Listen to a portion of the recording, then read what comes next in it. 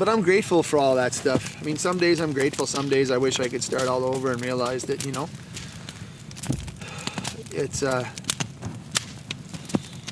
like to go back in time and talk to that person, you know, that young person that I was, and be like, all right, man, you know, just don't make this bigger than it has to be, you know, calm down, don't freak out. But it's pointless, you know, you just... Is it? Well, I've done it. I mean, it's I mean, writing letters to my younger self and meditating and thinking about my older self has helped a lot. And does that have an effect in terms of changing my life now? Yeah, sometimes it does.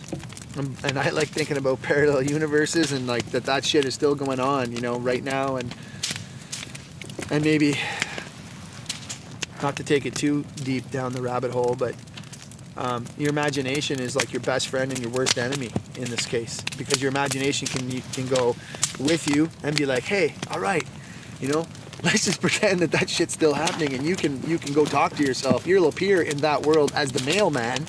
Yeah. You know, or that guy that you talked to that came up to you, that odd stranger who was like, you know, said something to you that was really meaningful and powerful and absolutely pertinent to what you were experiencing at that moment. And it's you giving advice to yourself from another dimension, you know? And is that helpful? Absolutely. You know?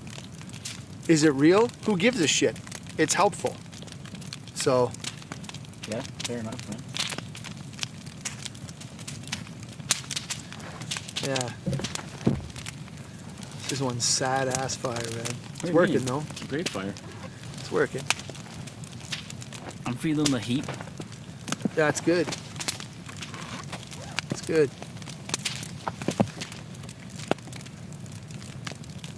I think what's frustrating in that whole thing is when A, people don't take you seriously, or B, people, they're not accountable for their shit, you know? Yeah. And it's everyone else's problem. I fucking hate that, man. You know? I find that really hard to be around. And like you can tell, like I've done enough outreach work and stuff. Don't be a fucking victim, man. It's the worst thing you can do to yourself, you know? Don't be a victim. And don't be a sympathy whore, you know? I think that just, it's like throwing gas on the proverbial fire. It attracts more of that shit. It becomes a therapy in its own right. You know what I mean? It's like the people that put the saddest fucking posts on Facebook looking for attention, and they get 1,000 likes or whatever. They get all these comments and they feed off it like it's an emotional pornography situation, you know? Mm. And I mean, I questioned my own self when I wrote the book, like, is this what you're doing this for, you know? And it was like, no, because did I run to the hills with it and try and, you know, sell 1 billion copies and get on every fucking radio show and push it like a lot of people do? No, because why? Because on a certain level, I'm still fucking embarrassed. You know what I mean? But it's that the dichotomy, or the push-pull between the part of you that wants to release this shit and the part of you that just wants to stuff it down and not talk about it. You know? But it's part of your life. And it doesn't have to be your life, you know? It's just a part of your life. I don't mourn every single shit I've ever taken. You know? I've mourned a lot of them.